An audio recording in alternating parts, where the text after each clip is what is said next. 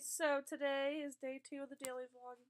Anyways, so I guess I can do like a backstory on my life, just so everyone knows. Okay, right now, honestly though, the people that have watched my videos know my life because my brother and his girlfriend and her sister. But if for some reason I was to get like more than just 2-3 followers, then yay. Okay, anyways.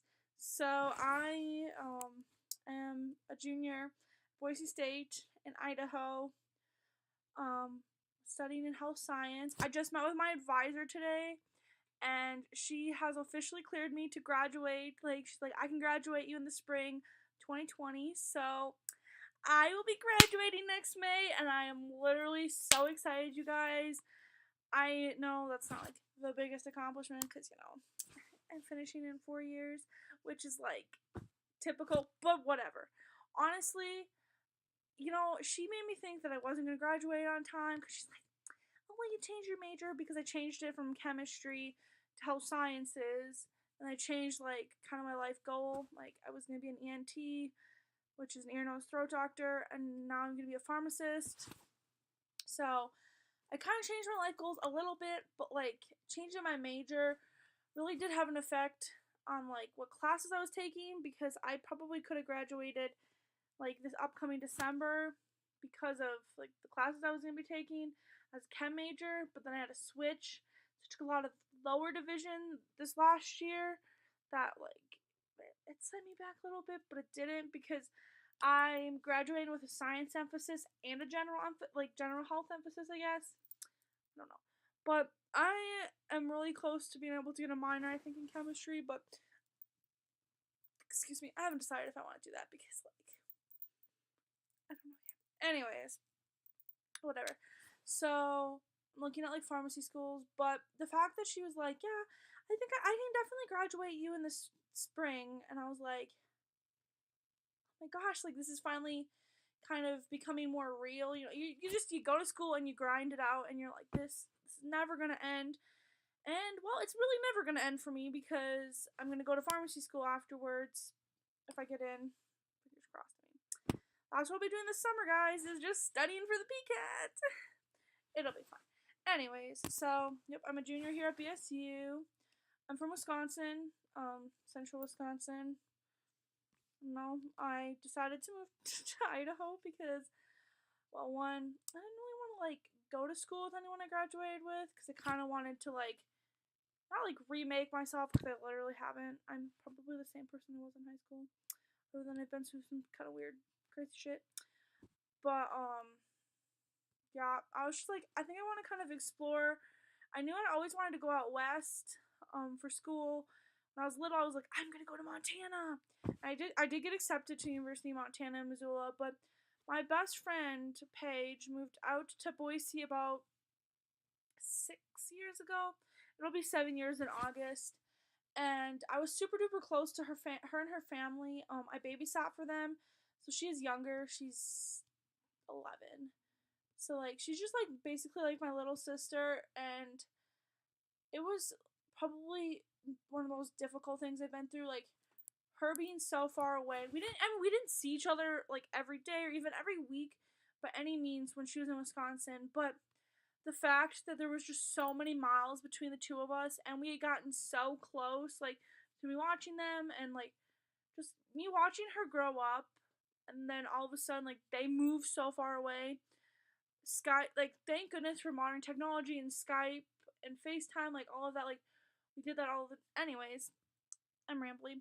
But yeah, so I moved out here because I knew I'd have like a support system out here, at least like a little bit of a support system. And the deal with my parents was that if I moved out here, I had to stay for a year. Like I had to stay at a college for a year because, well, one, it's really expensive to like drive across country. It is a 25-ish hour drive, 24, 25 hours. I mean, my mom and I can do it, and we do it in 2 days, but it is killer. And it's not fun to do.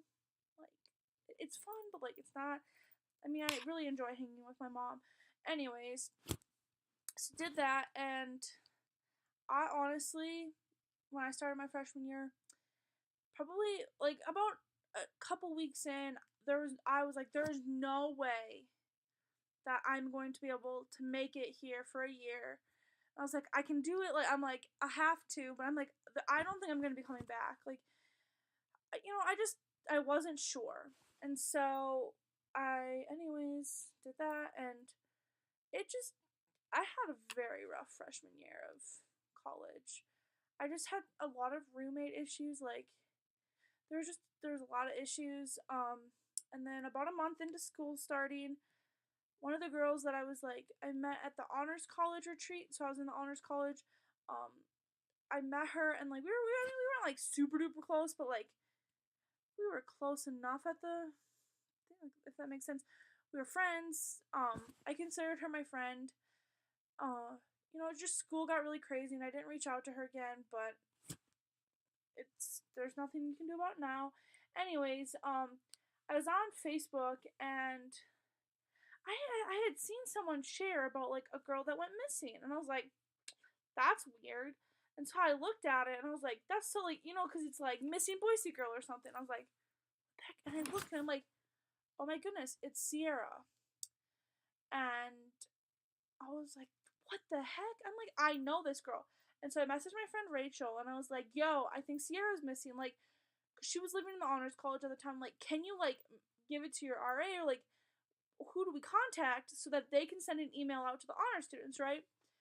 So we did that, and it was just like a very scary time because like we had no idea what happened.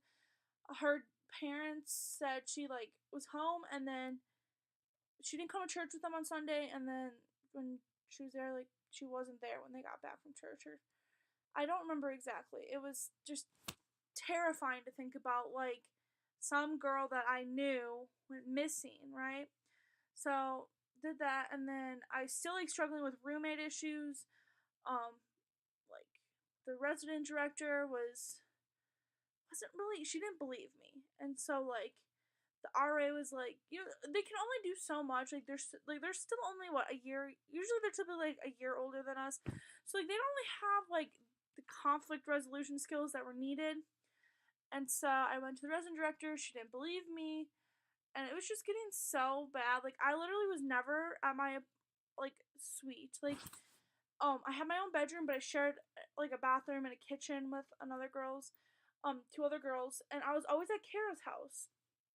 And so I was just having such a hard time like adjusting to school, and that my mom actually ended up coming out to Boise, and it conveniently was on parents weekend.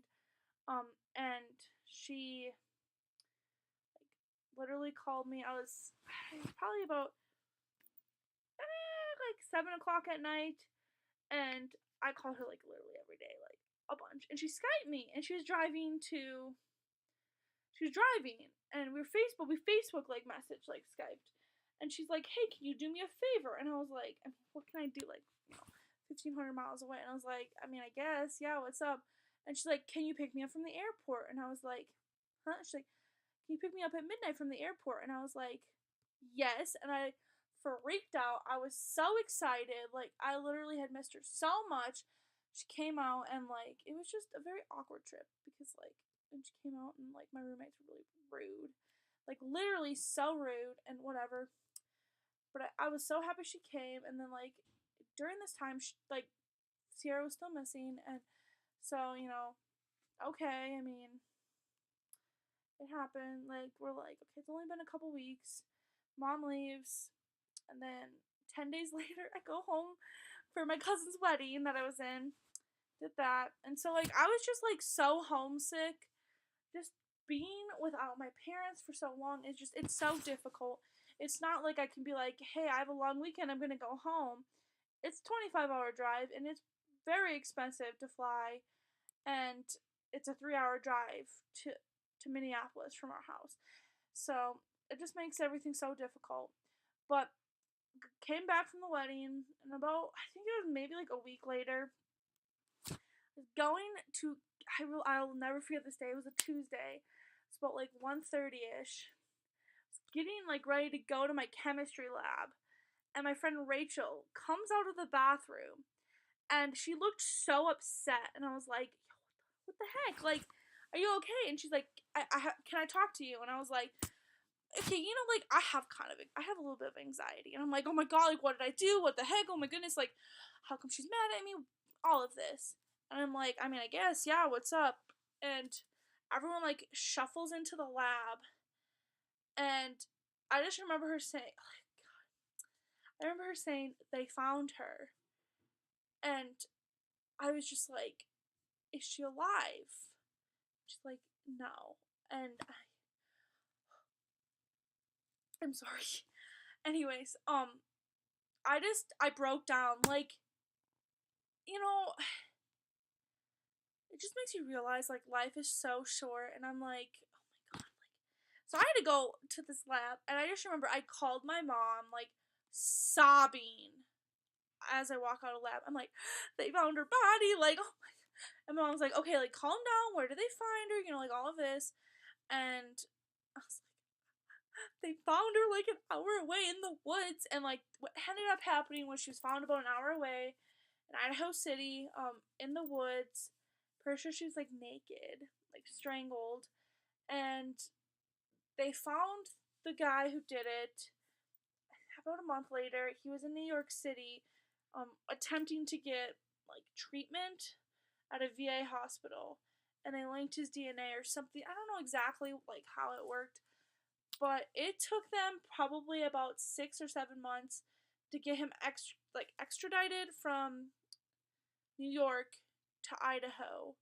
And then, all of that went down, and I just get, like, I'm very glad that he will never be able to hurt someone like this again, because he pleaded guilty to, I think he, like, pleaded guilty to, like, murder, because he knew the family, or, like, it was something of that along those lines. But basically what happened was, like, I'm pretty sure he, like, strangled her, and, like, that's how she died. And it's so sad to think about. So I was dealing with that with my freshman year, and then, like, came home, and my grandpa got super sick. It was really bad. He's re-diagnosed with prostate cancer, and he still has it, I'm pretty sure. But it was, like, a relapse, because he had it when we were younger, like, when my brother and I were really little. So he's diagnosed with that, and then, like, just some, like, personal, like, family stuff, like, went on with my cousin, like, just, like, a bunch of, like, stuff went down. And then the day after Christmas, we were in the cities. We were going to go skiing that day to Afton Alps, which is a ski hill in Minneapolis-ish area. And I remember, like, we were in the hotel room, and it was, like, 4:30 in the morning, and I hear my mom, like, talking on the phone, and she's panicking. And what happened was my grandpa, I think he either, like, was having, like, a hard time breathing, or, like, something went wrong. Like, he wasn't healthy. They had to call an ambulance. So the ER called my mom, and he was transferred to, like, a hospital in Wausau, Wisconsin. And so we literally got dressed and drove all the way. We drove to my grandpa's house, because that's where my dog and his dog were. So Magnum and Daisy were at grandpa's, because grandpa was watching Magnum so we could go skiing. And so we did that. Like, my mom dropped my brother and I off, and her and my dad drove to Wausau, and then, like, we drove a car home. I think we drove my grandpa's car. We drove a car home. And then I, of course, am like, I'm very dramatic, obviously. I have a flair for the drama. And, so we drove up, and he was in the hospital for basically the rest of the time that I was home. And then, like, my mom flew out with me so we could move my apartment, because I was able to move out after a semester. And grandpa was sent home around the time that we came back to Idaho. And then he was readmitted to the hospital while we were here. And then second semester was a little bit better, just, like, he was so sick, like, so I was dealing with, like, being in college, and, like, My parents didn't want to tell me obviously too much because like I get very emotional. And at this point I was like, I think I can do it. Like I'm gonna stay out here for 4 years. It's only 4 years.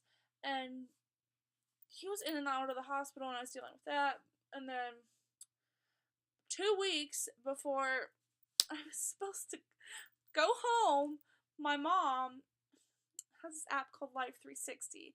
And I got like a notification saying she drove from our house into town, which is about a 15-minute drive. And of course, I'm like, oh my god, is Grandpa okay? And I literally text her, is Grandpa okay?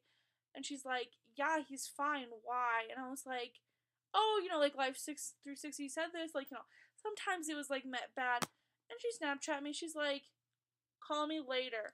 6 in the morning. And she was in a hospital bed. And I was like, what the heck? What's going on? And she ended up like, I think she had to have her gallbladder removed. And so like, I was panicked about that. And she's like, it's fine. And it ended up being fine. So we moved all of my stuff into a storage unit and came home and yep, did college and had a life crisis. Cause like last year, cause I'm like, I'm never gonna be a doctor and like I'm not smart enough for this. And so I was like, I'm gonna be a pharmacist. And so did that and yeah, I'm sorry guys. My life, I'm just very dramatic. But yeah, so I'm just a girl from Wisconsin living in Idaho doing this because I post on Instagram a lot about my adventures in life because why not? So yeah, that's my life story and now I don't know. I'm not very interesting.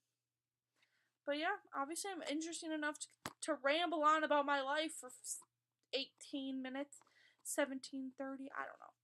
Anyways, if you guys have any questions, go in the comments and ask them and I'll tell you if it's appropriate. So don't be rude, Neil.